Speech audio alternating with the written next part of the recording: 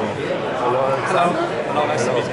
So, could you introduce yourself? Yes, my name is Alexander Fedintsev, and I'm a scientist and applied gerontologist. I'm working in the aging field for more than 10 years, and I'm currently a chief science officer of a small early stage startup called Radical Life Extension Group.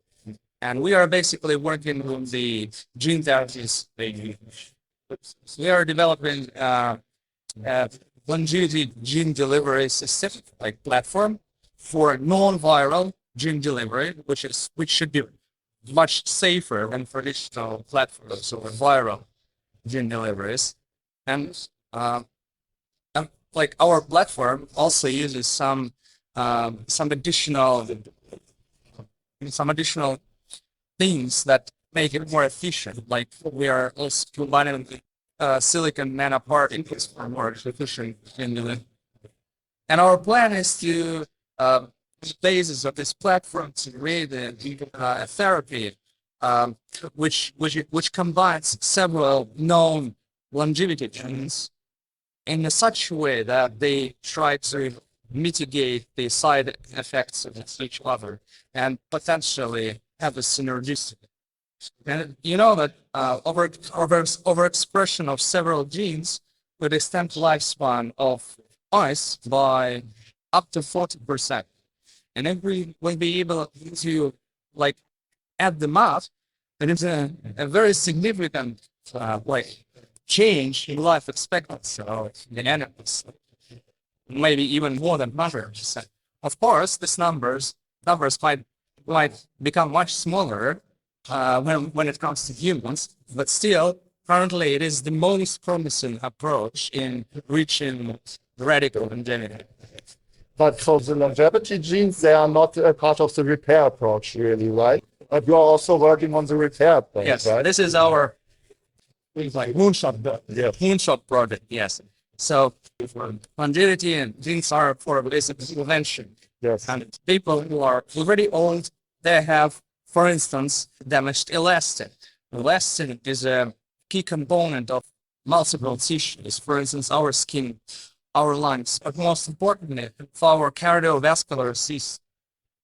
In our main artery, our elastin plays a huge role. It basically it is needed for recall, for dampening of the pulsatile stress, right, of the blood flow pressure. So it dampens these strikes of the blood and making the blood flow even and not damaging capillaries with different organs. And some studies suggest that elastin destruction, elastin degradation, is puts limits on theoretical life expectancy of human beings. So our company is focusing on developing a vector on the basis of our delivery platform that contains all the necessary genes for de novo elastogenesis. Fibrillins, trophoelas, and other enzymes like that make crosslinks and so on and so forth in the right proportions under different promoters and vectors specific to different tissues to make restoration of the elastin and basically rejuvenation of our tissues. Yeah, So yeah, of course. So that's one part, and of course, a lot of body parts have to be rejuvenated. So, in your opinion, what's the end goal of rejuvenation medicine? What will be possible in like 10 and 20 years, or maybe is the goal like to really stay young forever, or what's the end goal? why not? Why not just stay young forever, right? So it's some people may say that it's like egoistic thing, but I would say from the economic standpoint of view, it's very pragmatic actually, because the amount of elderly people grows, and it grows like quickly, and it is scary because all these people need a lot of help, like healthcare, like if they create a huge stress on the healthcare system and the economy, and these people are suffering. And so it's not about egoism. It's about correct. It's about helping other people, like removing sufferings from the society, right? Making people healthier and happier, and making economy, uh, like economic growth, even bigger than we have now. Because imagine that currently people for like in their 70s, they are very, very skilled, they are very experienced professionals in their area, and they cannot work just because of the health issues, right? But they can do a lot of good things to the society, and like as a whole, right? And currently they cannot contribute, even if they wish.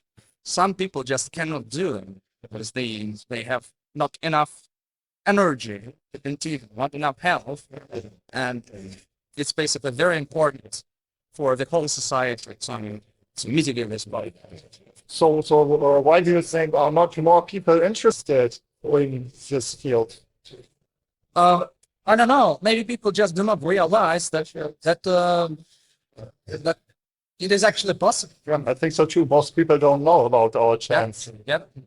So So if somebody hears about this now and he wants to help this movement, how could somebody who's not a scientist or an investor, how could he help to hasten the development of this medicine? it's a very good question. So probably I don't have a like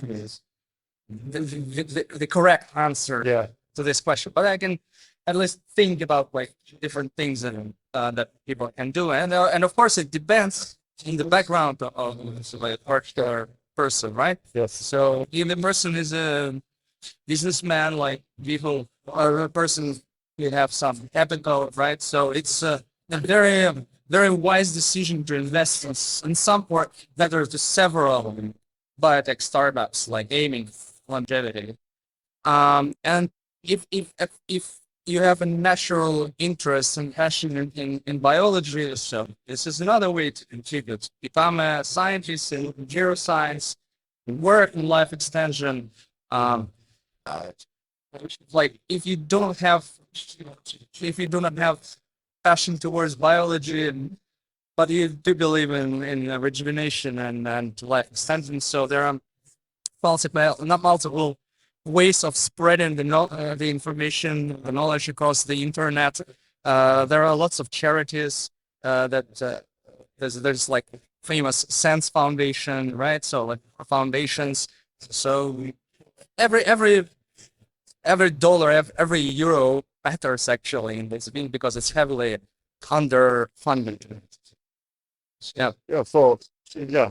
Thank you very much for the Thank you. interview. Thank you. It's a pleasure. Thank you for having me here. Bye bye.